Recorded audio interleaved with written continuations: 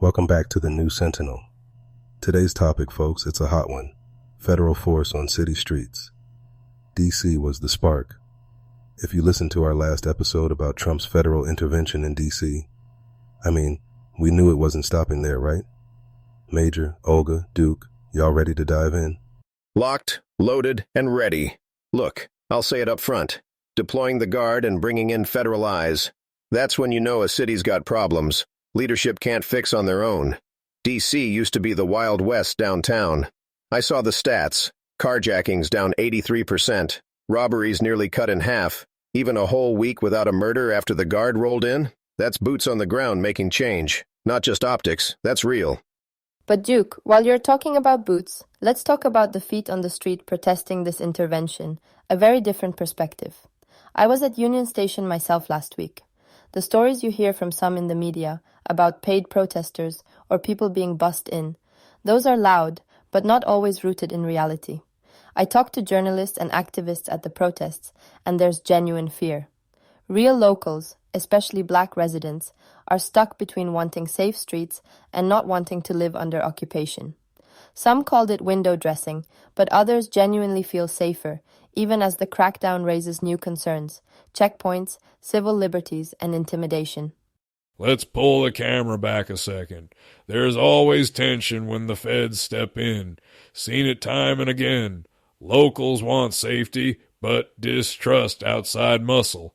Look, sure, demonstrators show up. Some are legit. Some might be professional agitators. Honestly, that part gets messy. But talk to D.C. residents, regular folks, you'll find many quietly grateful for order. Guards at Union Station, folks who live nearby said it feels lighter, safer, and those numbers, those speak for themselves, even if there's controversy over who's protesting and why. And here's the rub. Like Olga said, it's the tension between order and rights. You see the media laser focused on these protests. Some ask, where's the Black presence if the city is mostly Black? Does protest coverage reflect real grassroots pushback or amplify outside voices?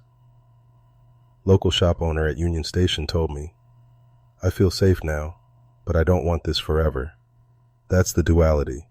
And Olga, your case study, journalist caught between reporting and activism, just underlines how easily narratives get weaponized, right?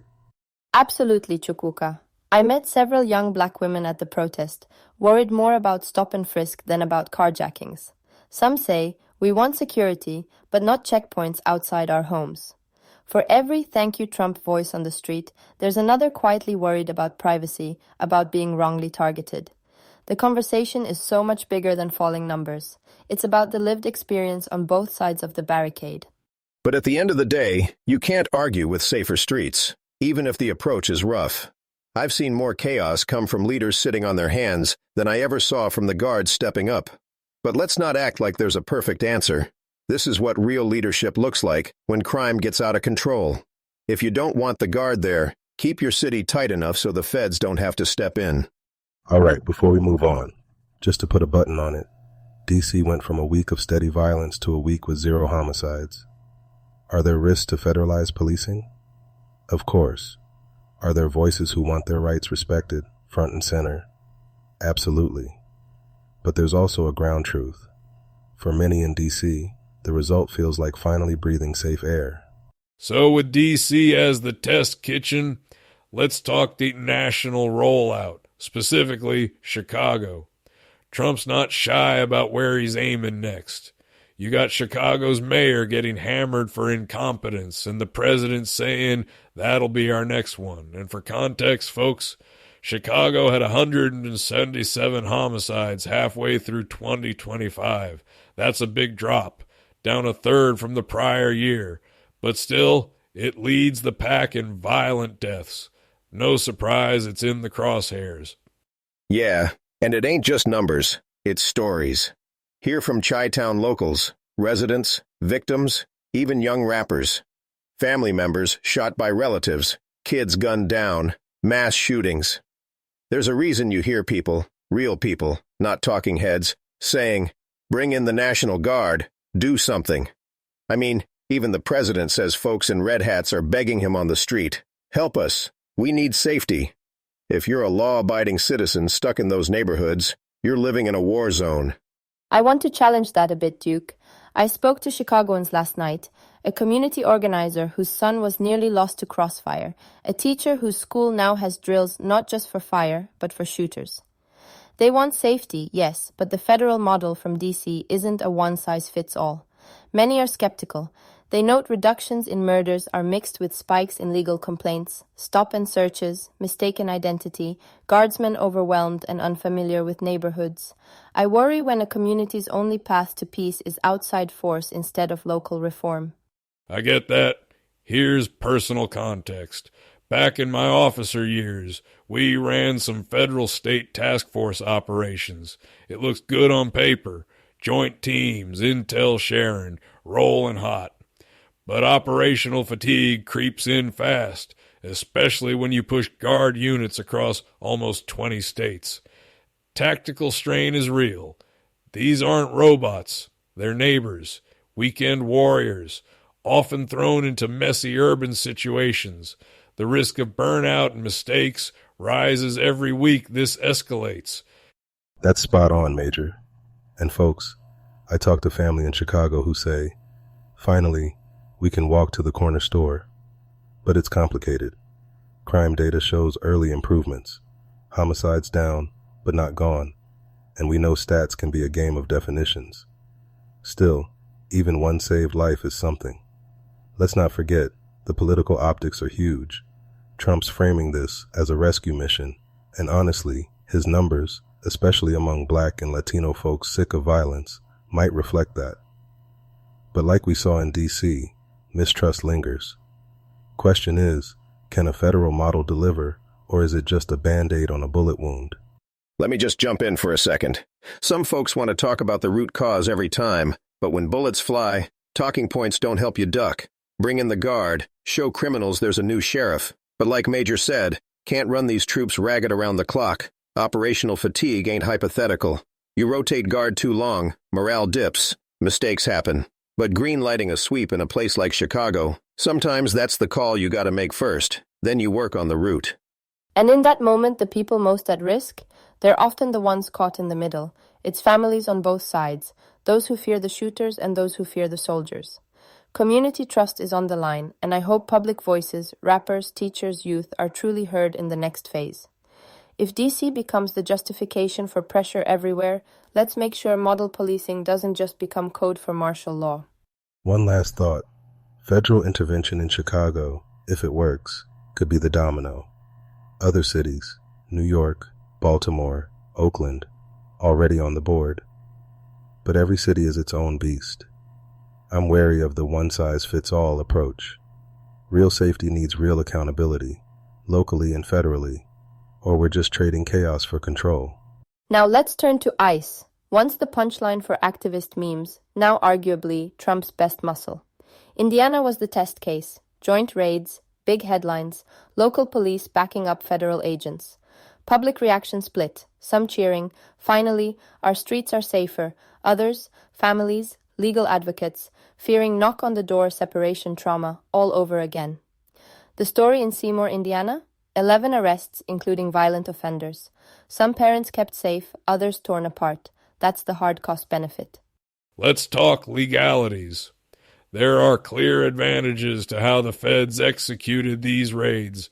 ICE wasn't going it alone, had the local badge beside them.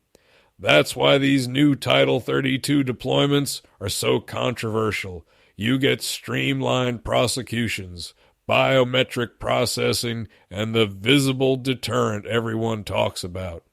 But the constitutional edge is razor thin. The 10th Amendment states rights, limits direct commandeering. The deployment bypasses some of that, but it's a lawsuit waiting to happen if lines are crossed. And yeah, there's a rising operational strain. This isn't cost-free for anyone involved. From a soldier's point of view, it's classic. Take the fight to the threat. Use every tool you've got. Now that local police and ICE are working hand in glove, criminals know there's nowhere to hide. But you can't ignore the noise. families protesting, accusations of government overreach, civil liberties debates. Thing is, if you're wanted or been deported 3 times and keep coming back to deal drugs or run gangs, nobody's crying when you get taken off the street. Still, can't let politics turn it into a free-for-all.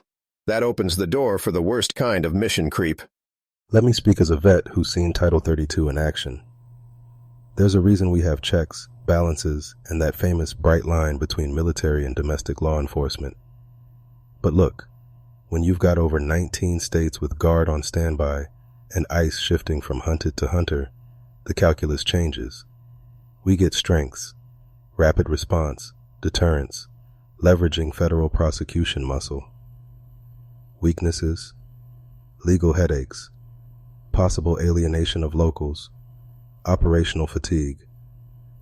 Civil liberties are real. No one wants checkpoints outside their church or grocery store. Big question. Where's the line between safety and overreach? We want the Guard and ICE aiming at real threats, not ordinary families. What happens next, if federal crackdowns keep delivering stats, is huge for the political narrative and for constitutional precedent. This model, if unchecked, could rewire American policing as we know it, for better or worse. And it's on all of us to keep asking those questions. Too many times we let security override rights until it's too late. Every community, every deployment, every raid needs strict oversight. Because the line between keeping the peace and eroding trust isn't always visible until you cross it. Bottom line, mission has to be defend the innocent, pursue the guilty, but stay within the law. Get sloppy, lose public trust. It's that simple. People want to be safe. They do not want to be ruled. That's the chess match, folks. We'll be watching how all this plays out. New cities, new legal battles, new test cases for what American justice looks like in the years to come. All right, team, that's all for today's episode. Federal force is changing American streets, and the whole world's watching. We'll keep pressing the tough questions and following where this takes us. Olga, Major, Duke, good thoughts as always. Listeners, stay sharp out there. We'll be back with more next time. Duke, Major, Olga, want to say goodnight? Y'all keep your heads on a swivel. Appreciate the convo, fellas. And Olga, out. Night, everyone. Protect each other and pay attention to those constitutional lines. Until next time. Always a pleasure, folks. Stay vigilant. Sentinel out. From all of us here at the New Sentinel, thank you and good night.